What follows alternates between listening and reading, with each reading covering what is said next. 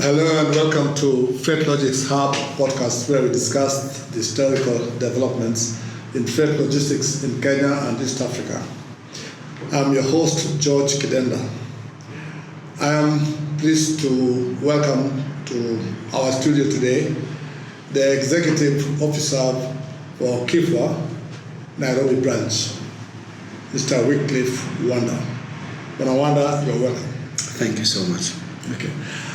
But Wanda, we normally start our programs by a little bit of introduction on the background of our guests, and you kindly just give us a bit of your background about your schooling, your work experience. Thank you so much, Mr. George, and I'm humbled for the host to be part of this noble conversation about our industry. My name is Wycliffe Wanda. That part of Wachara I think is not really known. Not hard. I'm from Homa Bay County, a place called Kanyada. I was born and raised up between Nairobi and Homa Bay. So most part of my schooling, both at the primary and high school and college, was in between Nairobi and Homa Bay, because I schooled in both places. I schooled in both Nairobi, I schooled also in Homa Bay and part of Kisii. So that's where I did from my primary to high school, and then I finished my KCSE here in Nairobi. Then I joined the college. Which was your high school? My school, I went to Musocho. Okay. Then I finished at the Kenya College at the high school here in Nairobi. Okay. And then I went to college. I joined Kenyatta University. At the same time, I was at the Kenya Institute of Management. That was KIM. I was doing two things at the same time. Okay. Then I was also a bit of a sport person. So when I was in college, I played a bit of rugby. Okay. So did I. So my part of the first employment was because of rugby. I played rugby for Barclays Bank. Okay. At the ABSA in Thika Road. Okay. At that point, we used to call it Barclays Club. Yes. So that's how I got my first employment.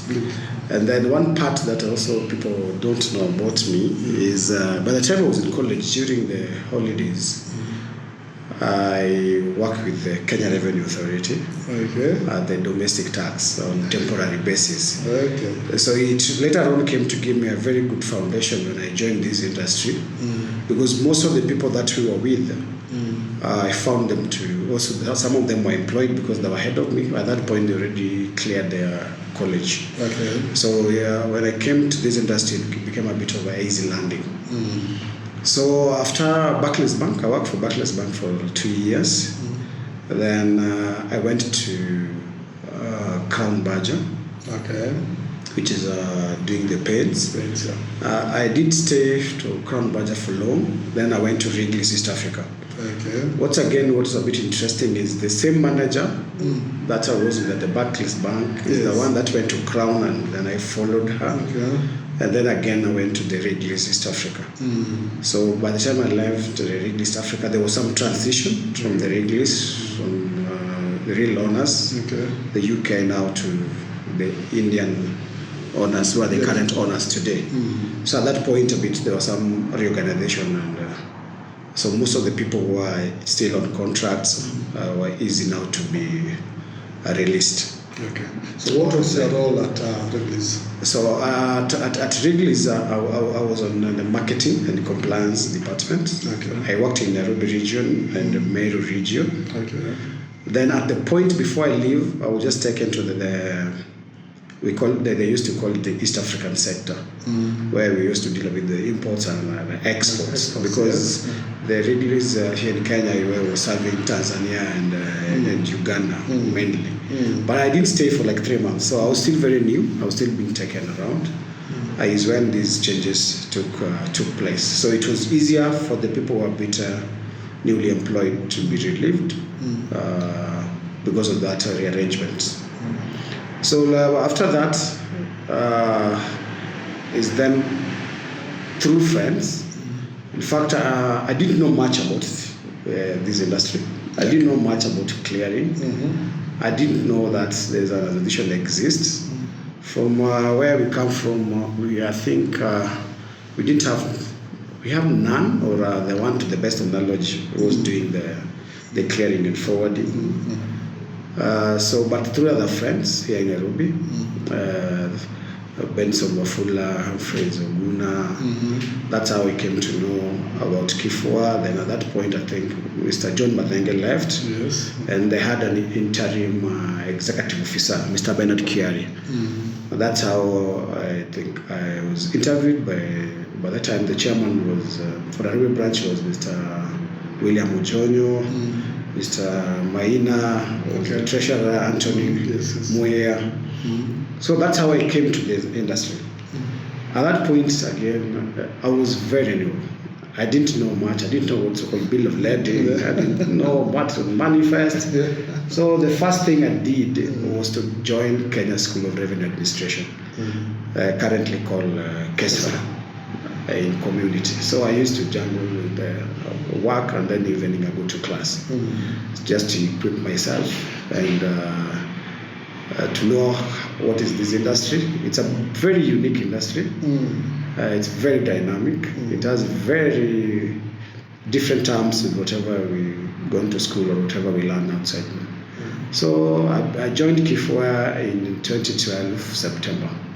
2012 September 19th. Okay. Yes. So you've done just about 13 years now. Yes, about 13 years. What have been your joyful times in KIFWA? What achievements, as you look back, have been made in KIFWA in the last 12 years? I think there are two aspects of that. There's personal development, and there's also the growth of and the development of the association. I think KIFWA made me at the moment. I think I can work, lead or manage any institution.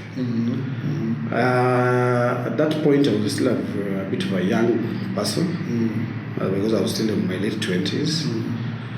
But I've worked with I've worked with different boards, with different personalities, different chairpersons. I've worked with different government agencies, a different commission of customs, different director generals, MDs. All this gives you that exposure that you'll not easily get anywhere else. And then it gives you that what we call the network and the social capital. What is important to any growing young man or any person who joins an industry also has a future and want to grow, I think it gave me a platform that it will maybe take me ages or years for me to attain or to get. And then that exposure about the East Africa networks, the African territorial area engagements, the engagements outside the Africa, it has really given me that network. It has made me grow, even in personality, even in the life of the education and social, because after that I decided also to further my education, which I was doing at Management University of Africa. I graduated on 19th of December. And again, I started a new program again that I'm doing. I think I will finish on the CILT. Yes, Certified Institute of Logistics and Transport. Now, these are your own initiatives in terms of the trainings, or has KIFWA also played a part in training you for these roles? All these ones is my personal initiatives, but KIFWA has given me also platforms because basically we've organized trainings with different institutions, with Kenya Revenue Authority, Kenya Ports Authority, Kenya Maritime Authority, Kenya Bureau of Standards, the EAC Secretariat, and being part of the stakeholder. Some of these trainings we are being trained as the leaders, And some of them, your members are also being trained, that you are part of the facilitators, and also you are part of the training team, and which you have also learned and have various certificates on that line. But then through KIFWA, again, with collaboration with the Kenya School of Revenue Authority, I was taken for 10 days training on corporate governance, which I think is something that will help me in my lifetime. And that certificate, those are the certificates that tomorrow can make me also to be on different places. So, your position in KIFWA now is, the post is the executive officer, now the branch. Yes. Has it always been that way, or was there a time that KIFWA just had one executive officer? Or I think if I go back a bit from what I've read and even how the constitution is drafted, we've been having 2 executive officers, because I think once the KIFWA came together, which I think the history is there, the late Mr. Gilbert Langat was the executive officer in Mombasa, and Mr. Madenge was the executive officer in Nairobi. And I will not, before I forget also, those 2 gentlemen also made me to be where I am today. Very good people. Yes, because even by the time Gilbert was in the Shippers Council, Madenge was at FIAFA, they were my mentors. The people I used to consult. The times that KIFWA goes through any political associations, sometimes go through ups and downs, some political turmoils. The people that I used to consult, the people used to advise me, the people, it's Gilbert and Madenge. Or by the time there's some challenges from the industry or with other government agencies, sometimes I will ask them, in such situations, what do you do? And how do you go through them? So I think there are people that one day, if I will write a book, I will acknowledge them. Just to judge. I say, I want to go back to, all this time, which has been the most challenging times for you? The most challenging times in KIFWA, I think, have been 3 times. When there is some leadership problems, and sometimes it ends up to courts.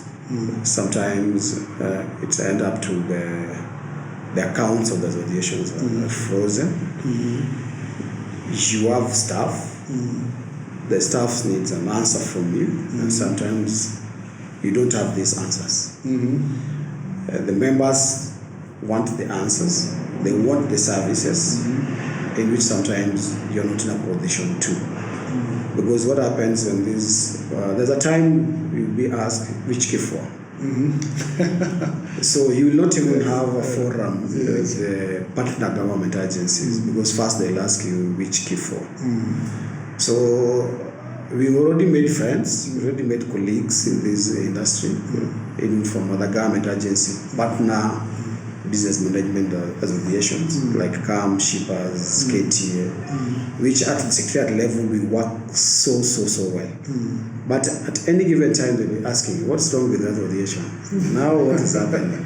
Or if you go to the meeting with other government agencies, the first thing, you introduce yourselves and somebody asks you, how is KIFWA? It's so and so. So those are our lowest moments as an association. So why do you think that problem is persisting in KIFWA? Why is it that there are always wrangles in the leadership of KIFWA? What are people wrangling over?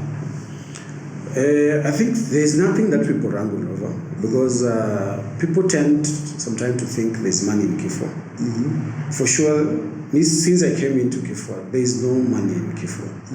So the wrangle about the money is not there. And then the people that we are also electing in these boards, there are also people who are also running their own companies. Some of them are multinational, some of them are medium, some of them are small SMEs. So I think the money equation is not there. Secondly, people might think there are some favors that maybe these board members get when or some of them maybe fight to get in things that are favors, in which I've not seen, because I've never seen any preference they're given. But where the biggest problem is, I think, is how we were structured and our constitution. And for us also, as members of KIFWA director, for us to accept and grow, for us to be a professional industry. What's the problem with the constitution? Constitution making is a process, and constitution we do for posterity. And we know even what happened with the Kenyan constitution. Once sometimes the politicians are the ones driving the process. Sometimes the personal interests maybe derails the constitution making. It has been on the agenda, on the campaign trail for every board that is coming. But I think the board that I can say was almost 95% was, I can say, was the last board, though most of them is currently, and up to the registration at the Register of Societies. And then I think some issues happen, which some of them are still in court. Okay. What happened is the constitution was registered, and then I will not go that so specific. Some part went and did some letters, and then the registrar expunged. So the matter is in court. It's not the case against the registrar. It's a judicial review whether the registrar has the powers to expunge the already registered constitution. So once that is determined, and again, I know there is a resolution that the case be withdrawn, so that other processes can take place, which I'm sure it's still on the process. So after that, we are going to have that new constitution. So what was being objected to in the constitution? Because really you've worked so hard on it. Yeah, it's a journey that started in 2018. Yes. When the problem was, I think, the leadership not now coming together to discuss. So it's more personal issues. Yes. No concrete. So far, it has been proven that because there was an allegation as if there were some few amendments that were done, but in our last meeting, it came out clear that there were none. There were some, just one. When you say your last meeting, we had National Relations Council, yes. They are confirming that there are no problems. Yes. That's when now there's a resolution for the board that we now can withdraw the case, and then we work on the registration of the new constitution. But again, one of the things that this constitution is going to secure, and one part that is still not going to secure, whatever the constitution is going to secure is about now, if you, sometimes it's good to compare with other associations, which I'm sure we are bigger than. Whatever we contribute to the GDP in this country, you cannot compare. Is part of where most of these associations are run by the secretariats, well staffed and professionals secretariats. One day I was challenging somebody, if you ask of these other associations, you will not even know who is the chairman, who is the secretary. You will not even know when they have the AGMs, but they do have those AGMs. I'm looking forward when we will grow up as an organization. We'll have an AGM, and tomorrow it will be in papers or in social media, the way the Kenya Ship Sergeants Association did. Yes. And I congratulate former chairman, Mr. Baiji, who was elected one of the board members. Yes. You never know whether they're elected or selected. It is that professional and that transition. And these organizations are run by the secretariat. And it's something that also we should start also doing a serious sensitization even to our members. Your subscription runs as a certain secretariat. So by the time you have an issue or a trade problem or an operation problem, channel these complaints to the secretariat. But these challenges also should be channeled in a proper way, and they should also have the well documented with evidence, not with just an hearsay. Now, I want to understand that more. I would expect that the executive office, does more or less the day-to-day running of the association. They understand what issues are there. They're supposed to be able to solve the problem, and those who are elected are working at the board level. They are not supposed to be on the day-to-day issues of running the association. Is this clearly demarcated, or is there gray areas that cause matters to slow down? That's why I was heading to tell you one of the parts that Constitution is going to solve is that in the KIFWA Independent Constitution, there was nowhere the Secretariat was mentioned. Okay. So there's, like, all the responsibility of the Secretariat was confined to the branch secretary and to the board. So the Secretariat was not in existence.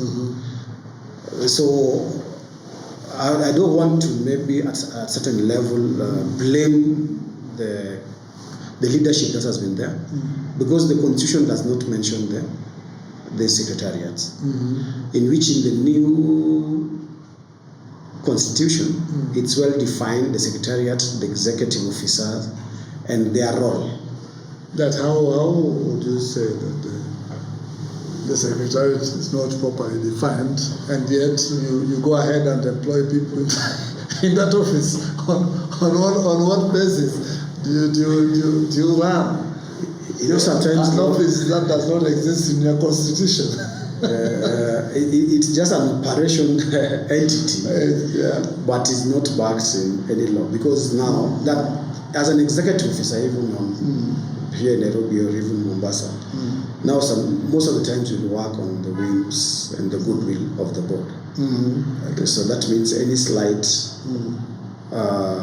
information you want to share or information you want to give out or any action, you must get some approval somewhere. So you don't have that semi-independence as the Secretariat to handle some of the issues. Okay. So that part is a bit solved if the Constitution comes to see the light. One of the area that I know is not going to solve, but we have it in the proposed bill that maybe we'll talk about later, is having one KIFWA. Even for the new constitution, it went to a public participation, but that point of having two branches, we didn't manage to succeed. So we are still going to have the two branches. But in the bill, is the branch really the issue? The fact that you're having two branches? I mean, you could have 3 or 4 branches, but still have one KIFWA. If you were to have the branches, then we also must have one center of power. Yes. If we are having 2 branches or 5 branches, but there must be the branches can be managed by the branch managers or the executive officers, but there must be a CEO who sits somewhere who also reports to the national office. Let me give an example, because I served as the national vice chairman of Federation of Kenyan Players, by virtue of having been the branch chairman of Coast. Yes. And we still have branches in Western Kenya. Yes. Okay. Yes.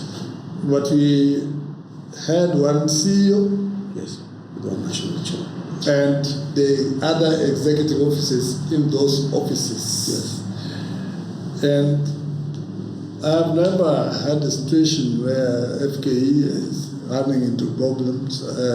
Kenya National Chamber of Commerce, maybe some time back, used to have those politics. Why is it that it is not possible for people who have been elected to represent the membership that they cannot coordinate. I mean, these are people who are running big companies. They must be having branches. Yes. So I want to understand why it's a problem that there are 2 branches. That there could be 3 branches, one in Western Kenya, one in Coast. Why should that be a problem? We can have different branches. We can have different chapters, but we should have a centralized. Yes. Because at sometimes we might do something, either it's in our constitution, but it's not a good practice, or we might do something continuously until you think now it's illegal or it's the best practice. So we're having 2 branches which are semi-autonomous. Yes. So all the powers, even if you talk about the national office, it's like a shell. But where the powers lies is at the branches. So you get even, as the Secretariat in Nairobi, you are fully employed, answerable by the Nairobi branch. Okay.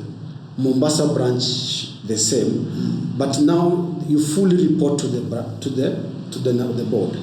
But if there was a situation where we were to have the CEO, the 2 secretariats were supposed to now to report to the CEO, who is supposed now to report to the national board. So that's why we were even proposing in the bill that we have 1 board, but different representative of different chapters. Yes. So that one can bring that cohesion that I think at the moment we don't have, because in most fights for KIFWA is from the 2 branches. So the problem is more on the elected, the lack of cohesion between elected branch leadership. And I think the biggest problem is now the institutional structure. That is what should be re-engineered for us to have, because today we can have a very board that can really work, because we've had boards who have worked together peacefully. But tomorrow we'll have people who also have different interests and whims, so we might not. So it's something that should be enacted in our constitution or somewhere, and to make the decision to move forward. I know I would know there are questions that I may not want to ask you. Please. But really, when organizations come together and they have an apex body, really they should be able to serve the membership appropriately. Now there are instances where we feel that certain roles are not clear. What is the role? What is your role as the executive officer in Nairobi? What does your job description entail? First, my role is now to coordinate the board activities.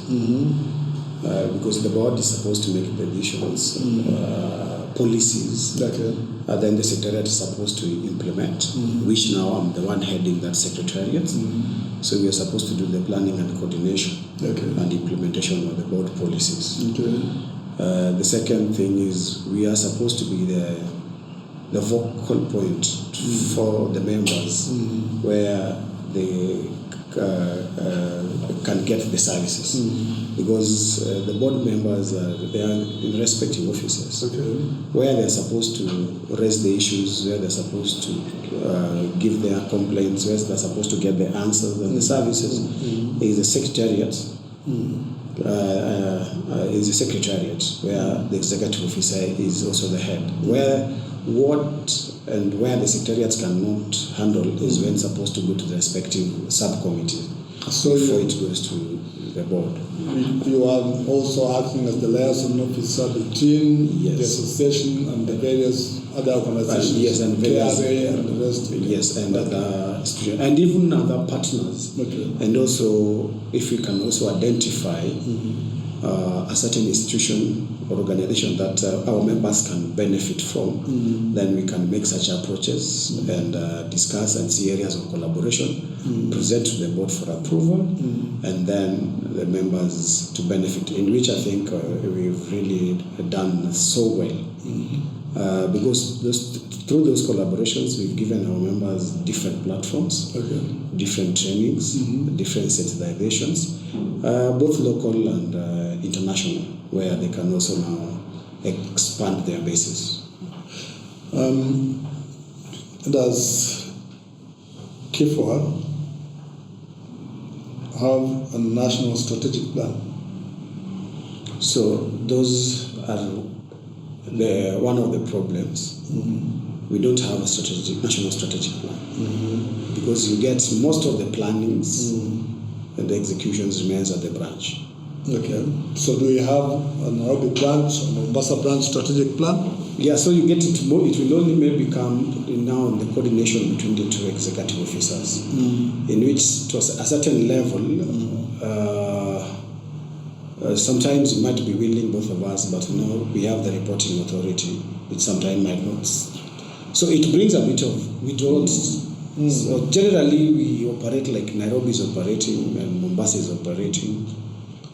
But what about just taking the initiative and then saying, board members, I've been thinking about this for a long time. I've drafted a strategic plan for the branch, and this is how I look at it, sitting with the other branch. This would be the national.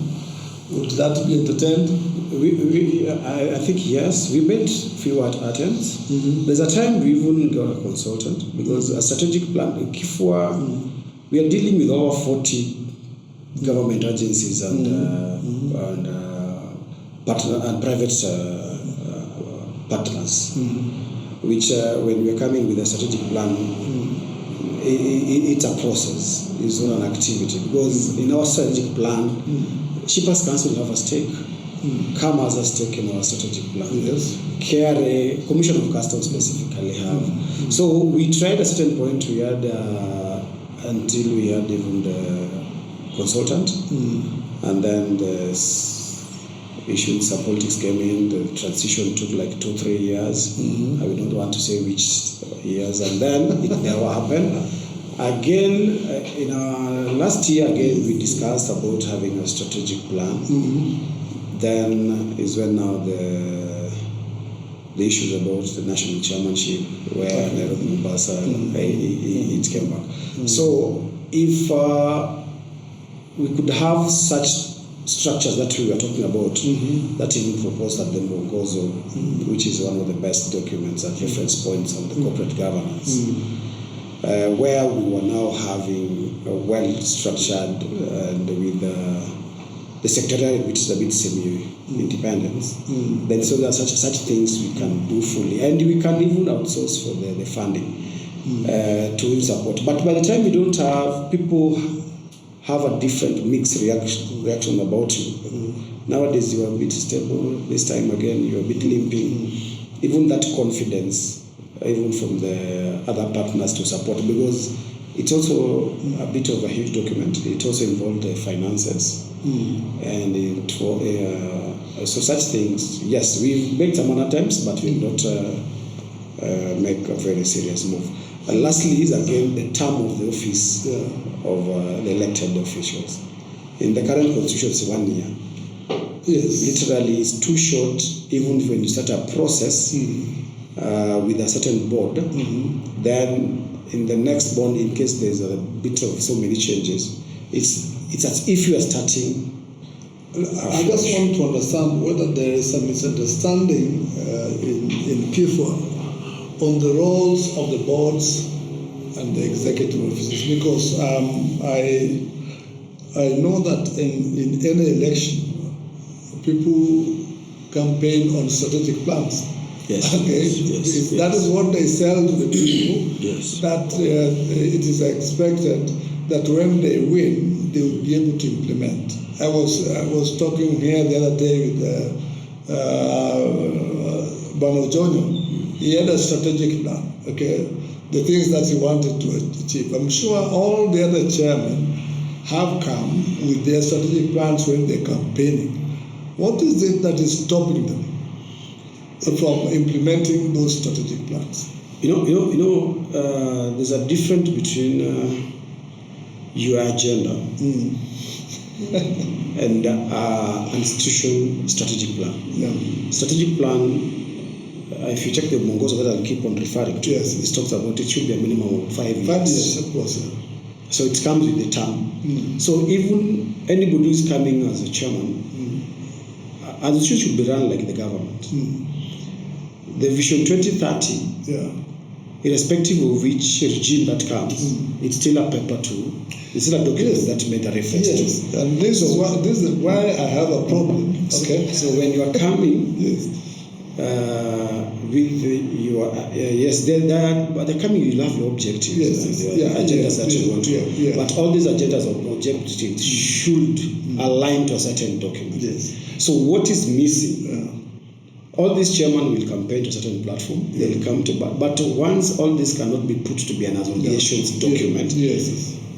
Because sometimes, like this January, I was doing some appraisals for my staff, and then it's our own target. But if it is a strategic plan, because it has an immediate, it has a semi, and it has a long term.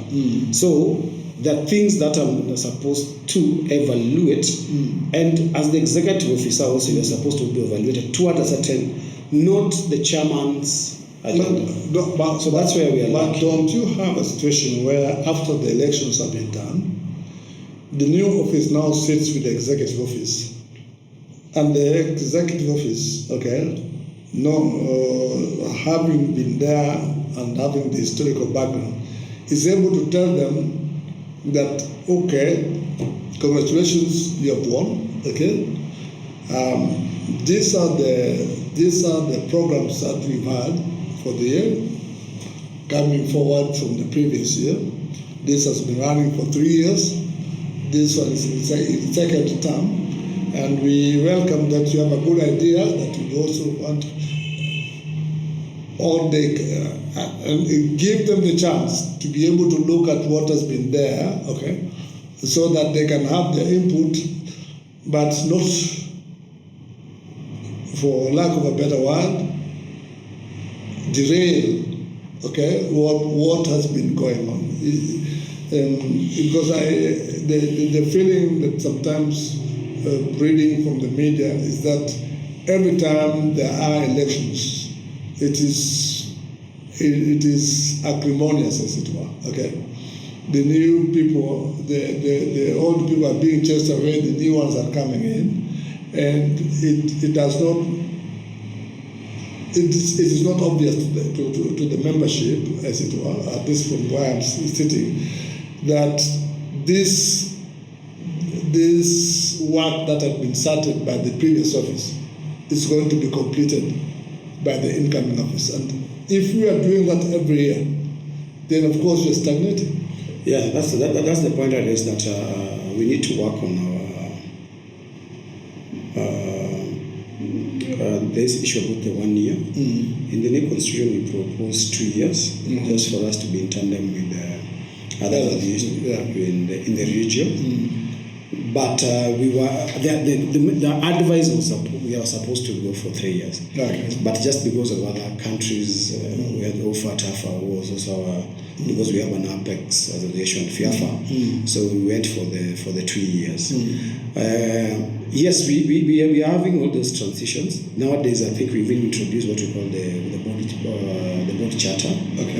Where before they come in, they sign, and where, like for Nairobi, we are going to have one next week, where we are also going to do self-evaluation. This was introduced 2 years ago, but you see, like example now, this one we are doing in Nairobi. Maybe Mombasa is not doing. Then by the time we sit in the first board with the next board, we can sit and say we want to do 1, 2, 3, 4. But we are one association pretending to be. There are two associations pretending to be one. Because what is Nairobi branch wants to achieve with KRA, that Mombasa branch will be excluded. So it still goes back to the structure we're talking about. We must have an apex. So that this strategic plan is developed at the apex, then now it trickles down to. So even if the new board is coming, you have your vision, you have your ambition, you have your objectives, but you have to align it. This where we've reached, so that each branch now implements the same way we have the national government and the counties. That's how it's. I think that takes me back again to policies and respect for policies, because we have had instances where there are pronouncements that have gone public nationally of decisions that are purported to have been made, and then they are then disowned by the same members of the council. And this does not augur well for the leadership. It also does not augur well for the membership, because it confuses the membership.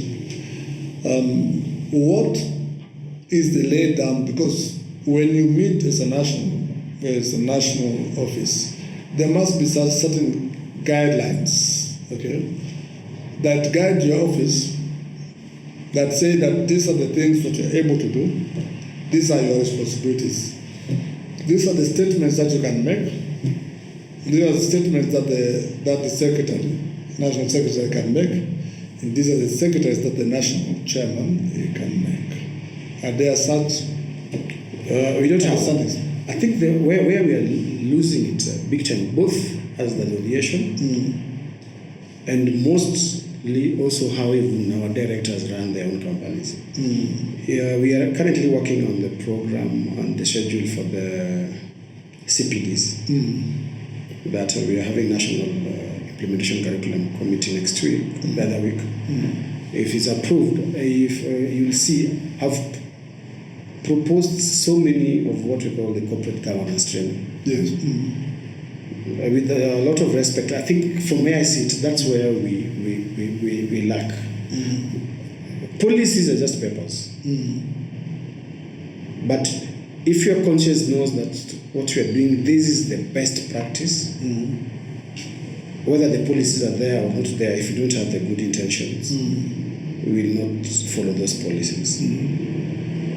But because when we talk about in the good corporate governance, if you see most of the associations, the first point of the communication to the media or to the public is the CEO. What is the reason behind that? So that in case of any backlash or in case of any remedy, there's some stone behind that can come and now calm the situation. But once, as the MD of the company, that's even the companies who get communication will come from the communication department. Yes. But in case where there's a certain level of now is needed, is when now the MD will come in, maybe to cool down or clarify some other things. Those are the things that we lack in our companies. From where I sit, most of our companies, because most of our companies are medium and small, and this one is now a bit inherited to the association. KIFWA is an association that when it speaks, I think that information should reach in the State House on that day. But if KIFWA speaks, when the 20 board members that have been bestowed with that alone either are not aware or are opposing, how do we expect members to get it? How do we expect stakeholders to perceive it? So I think the biggest problem we're having is structural, then corporate governance, then even those policies will come. Policies are also developed out of the strategic plan. So do you have in your budget a portion for corporate governance, so that when new officers come in, one of the first things that the CEO or the EO should hasten to do is that let's take you through the etiquette of running this office. These are the things, these are the do's and don'ts. Okay, you've now been elected, you've campaigned, okay, but for the sake of the organization and to remain professional, is there anything that the executive office can do as soon as a new office comes in, so that as part of training, because some have won because of their way of talking, they're persuasive, okay? But in terms of knowledge and sometimes in terms of competence, okay, Yes. There are certain things that may be lacking. I'm talking this way because I know that there are elections that are coming, and most likely maybe new people will come in. And unless such things are then addressed, then we just repeat. Yes, that's true. We don't have a budget. I think later on we'll talk about how also the organization should be managed and funded, and how members can also be part of that organization. But our board members have been privileged, most of them, to be trained by professionals about the corporate governance. And then we agreed that it's something that is supposed to happen after every new board. Okay. Two things. One, there is cost involved. You can't do this training annually because it's not cheap. For a serious corporate governance, you cannot have it. If you're training the directors from Nairobi, the best, you are not supposed to have them within Nairobi. Okay. And it's not a one-day training. So the cost, if it's something that you can... Why would you not have them in Nairobi? If you refer to that book I'm talking about, they need 100% concentration. Okay. And it's not just a training. It's involving, it's interactive, that does not need any slightest interference. Because if you go out and get a phone call and get that you must now the container at ICD, then tomorrow you will be maybe the one to derail. And then I've done it too in Dar es Salaam and here. In most cases, you also have the team. And for you to get the experts to do it also, there's cost. All these things need to be done, even if it's after every 2 years or 3 years. Those ones can work. But we've tried something in Nairobi branch in the last 3 years. And for me, I see it has. I've seen some fruits. I've seen some level also even maturity in the campaign in Nairobi, and even how we conduct the elections. Elections are a bit emotive. There is no one time that it will be completely. That's why even the Kenya Constitution about the elections should be fair, transparent, not perfect. The word fair, so it will never be fair. And I've seen that growth that was not there. That hooliganism. That we go there, you stand and say, you point, you say so and so. It's coming. Even to the kind of the leaders that we are having, especially. We're having a bit of a young team. So what we always do, like I told you, we have our what we call a board charter. Okay. So when, like now our last board meeting, we are going to reevaluate. Okay. What have we achieved?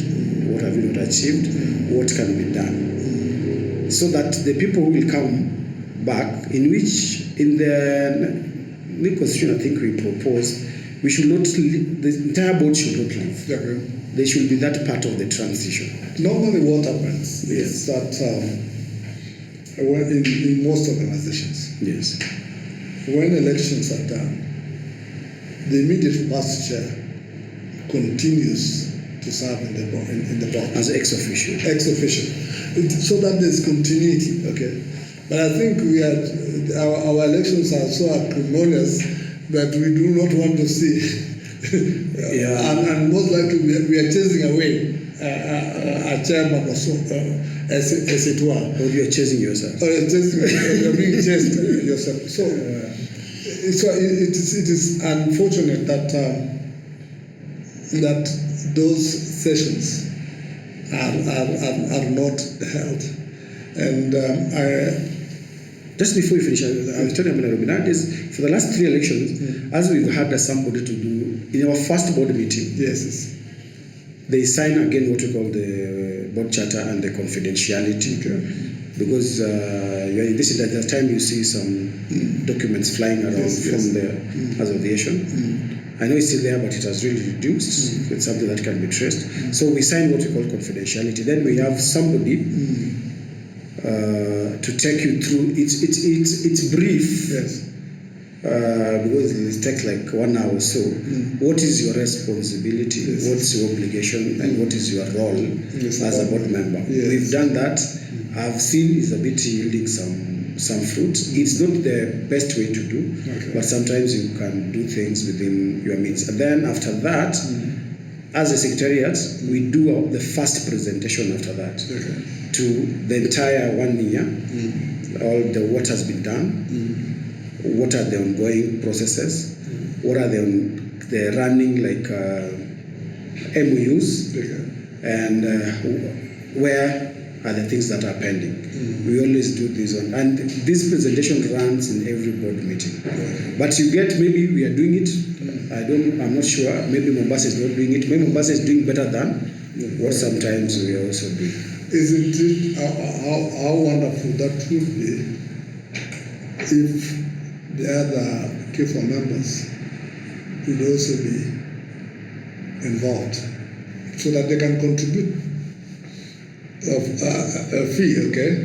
So, because those who are supposed to elect the leaders in KIFWA are supposed to be board members. Yes. And if they do not understand how boards work, okay, they will not be able to be discerning enough when they're choosing their new board members. Even for the young person. And again, that takes me to the issue of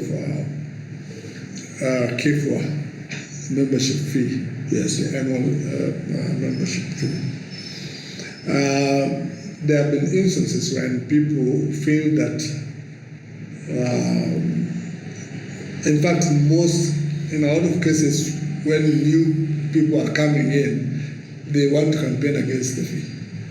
That it is too much. And yet, you cannot run an association of your size without adequate funding.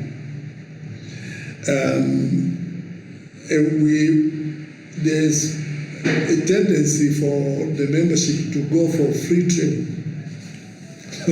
Okay. And there's an unwillingness to pay higher fees. How can you explain to the membership, those who are going to watch this, okay, the benefits, and please compare with other countries, okay? Yes. The benefit of paying reasonable, okay, subscriptions, and how that benefits the membership. Again, I want to start with one point of the training that you mentioned. I know you blame me on this severally about working so hard to get free trainings. Yes. Yes, it comes to haunt us right now because we know how the world is changing. Most of the government agencies, they have the budget cuts. The partners, whom we call donors, also no longer have that such kind of fundings. So, but our industry is so dynamic that we have just to be sensitized. We have just to be trained on emerging trends and emerging issues. So I think we started on our own foot, but I think it's something that we can correct. It needs a change management, a training to our members, because we used to give them free food, which is not sustainable. You talk about the training for even these directors to be trained on the corporate governance, not just on how to run the aviation, but how they're supposed to run their own organization. How a director of an organization should, and how you should have the structure. There's a certain, I was doing some training somewhere, and then you get, even a company does not have even a vision or a mission or an objective. And there are so many.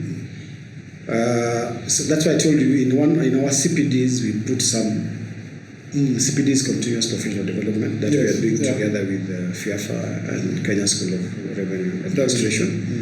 And for these ones, some will be free, and mostly free will do virtuals. Okay. But the ones that are so deep and technical, we'll do them physical, and there will be some fee paid. We did some last year, early last year, and it a bit start picking. But what is worrying is all of them are my members. But what is worrying is they get more established companies. You get like the one we did last was on tariff classification and dispute resolution mechanisms, and then you realize we had around 28. Out of 28, around almost 16 were from a bit of well-established medium to large. Yes. So again, these companies really have structures, and then they can also afford any technical person because they can pay for it. But if you bring any issue about the payments, our members start bringing. Those are one of the reasons why our industry, we are a bit growing at a staggering pace compared to other professions. Because we are yet to also accept that we are a professional industry. That's how we bring, unless there's an enforceability, then we tend to comply. When you say this is for your personal benefit, you get there's no that compliance. So maybe think of evidence-based testimonies that would then encourage others to invest. Yes. Because this is actually investment. Yes. When you train, some people feel that why should I train him and he'll go away tomorrow?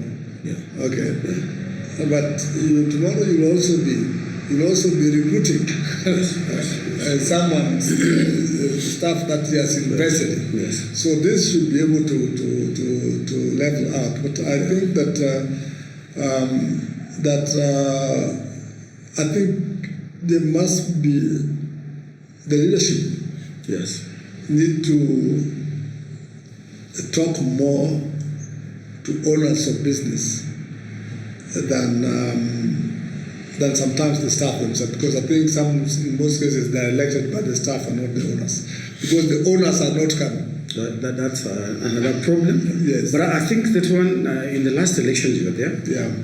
If you compare with the other previous elections, there's some improvement. Yes. We can see in the last election, I can say slightly over 60, 70 were the real owners, but they're a bit of the young generation. But you could see they're the owners. Then the issue about now, on that point again, yes, the testimonies, we want to start to do that. Yeah. We already have also the IT team. I implored on my board to allow us start doing maybe annually a certain period of time to have these interns. Okay, yes. Even today, in my dinner, we are going to launch our first newsletter. Okay. Just gave a short preview of what happened in 2024.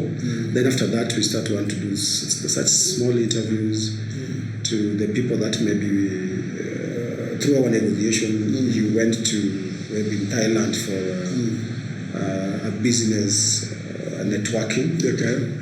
Did it bear any fruit for you? You went to the Dar es Salaam. Yes. Next week we have Air Cargo Conference coming here that we've negotiated for our members to join free. Okay. I know that free you don't want, but we are giving them that opportunity now to interact with the world and also know whether you are doing the right thing or not. And that's the only also way where you can also get business. Yeah. Okay. So we'll start doing such small interviews. Just something to write on whether it makes a difference. And then you also went for the training. Has it made any difference to you? Today, if you gave you, because we also want to start up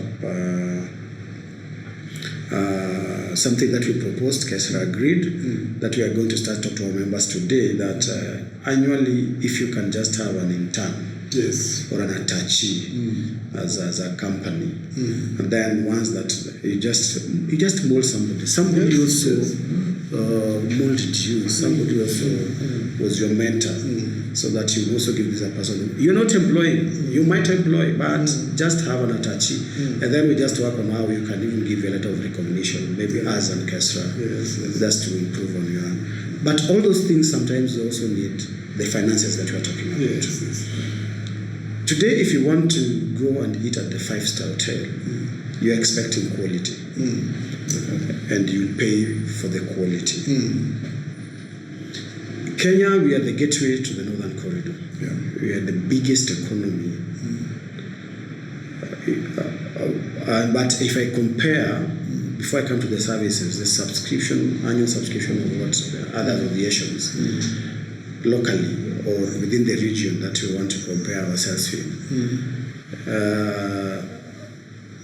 Association like maybe the Shippers Council, which were born out of KIFWA, the subscription is 150 plus annually.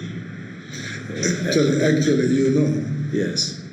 I was the second interim chair of the Kenya Shippers Association when it was being started. And it went that way. Yes. It should have been under KIFWA. Yes. It went that way.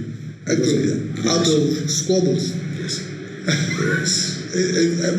KIFWA has initiated so many things. Yes.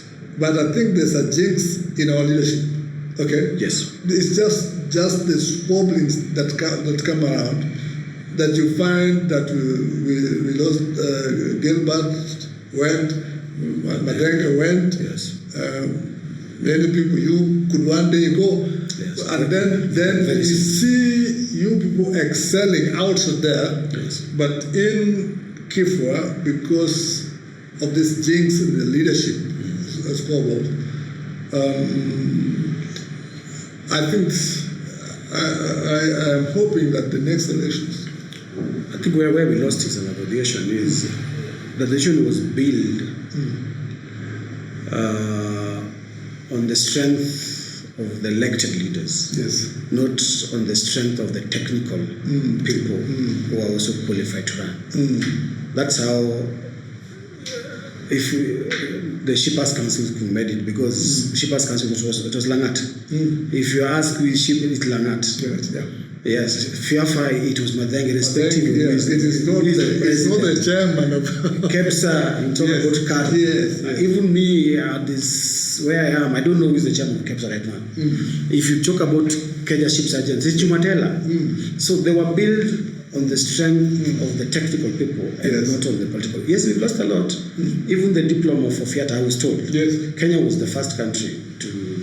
We did. Uganda was in fact, we were discussing that with Sam Choroge. Uganda was given the certified now to do it. So if you check on the association,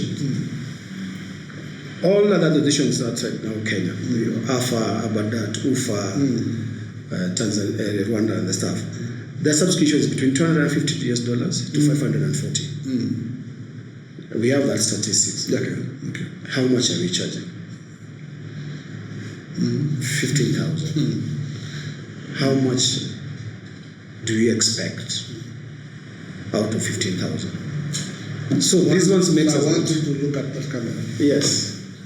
And address the KIFWA members and appeal to them, okay, on this matter of stagnating on the subscriptions, okay, and compromising then therefore the quality of service that they get. I think with dear directors of customs and freight forwarders companies who are also members of KIFWA. Our industry is a bit dynamic, it's a bit technical, and in logistics there's no one day that will say we will have a smooth sailing. KIFWA, we are also advantage or disadvantage that we are dealing with so many government agencies who are working under different acts of parliament, the different policies, but we are in the center of all this. For us to advocate and for us to work on how you can have a free space and a conducive environment to do business, you must have a strong association. If you want to make a difference in anything that you are doing, in any policy or in any regulation, you must be on the table. Mm-hmm. You can only be on the table through your association. Mm-hmm. All of us cannot be called to the table. Mm-hmm. Some of us must now come to the dining table. Mm-hmm. And some of us also have to be in the kitchen to cook. Mm-hmm. The only people who can cook for you is your association. It's your duty and responsibility to make KIFWA great and strong by first participating in KIFWA activities, owning KIFWA, be part and parcel of the growth of KIFWA. How can you do that again? It's by also paying your subscription. I was telling my elder here, if you go to a 5-star, you'll pay their rate and expect the quality.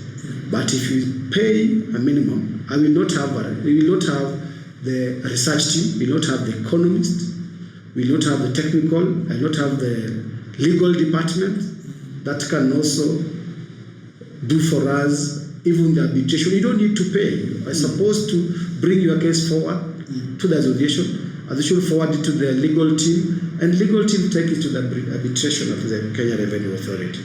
I should have somebody who is a technical on the standards.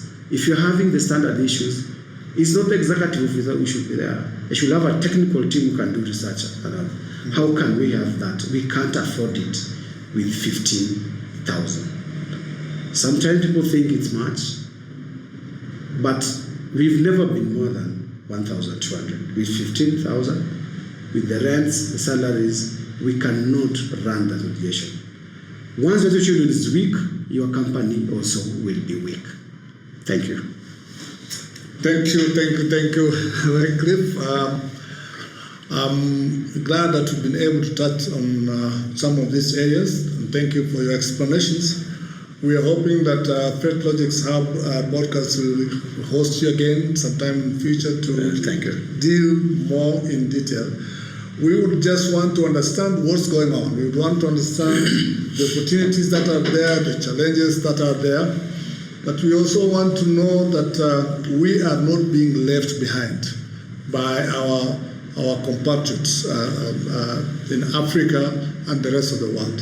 As we look at the Africa Continental Free Trade Area and what is taking place as the tariffs come down and competition become